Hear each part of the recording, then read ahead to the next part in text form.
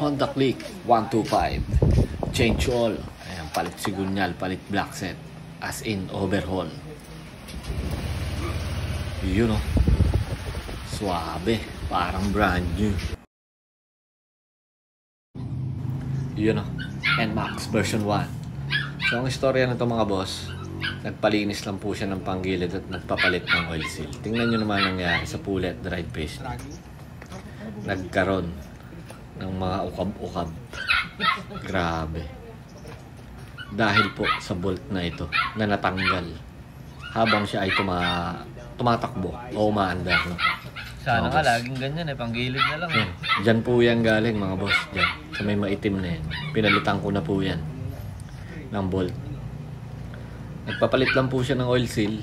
Yun na po ang nangyari at nagpa-CVT cleaning. No? 2 araw pa lang yata nakalipas.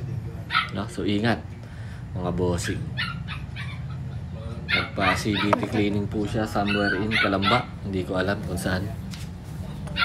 Bigla daw umingay yung panggilid niya at hindi na nag-start.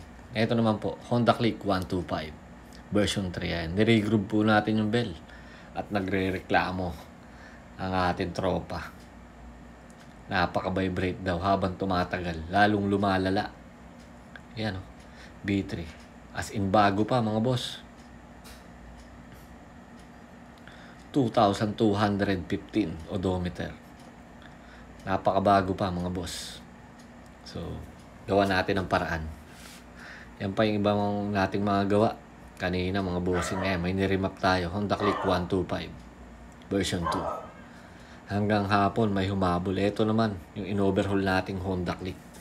Yan o, siyempre. Aeropack yan. Nilinis natin yung gamit yung Aeropack.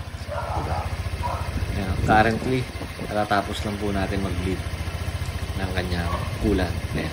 Okay, stable na stable. Lalagyan ko na lang yung kanyang reserva. Pwede nang buuin at testingin.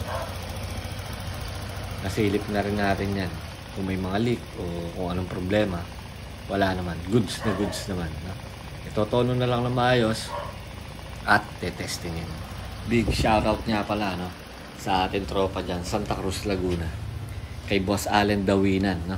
Na pinagkuha na namin ng black set at ng sigunyal. Kompleto yung mga parts niya mga boss. PM nyo lang. Lalagay ko sa description, sa comment section, yung profile niya. Yung mga naghahanap naman po ng mga Yamaha parts na legit din, PM nyo lang po si Davis Itok Works. Lalagay ko rin po dyan sa comment section mamaya.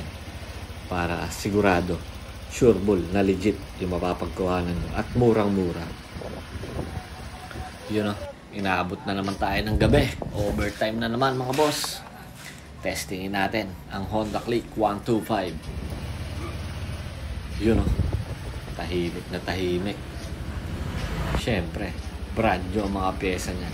Hawakan lang natin yung top box. Talagang medyo kalog, maingay. Sa mga pupunta sa shop, PM lang po kayo.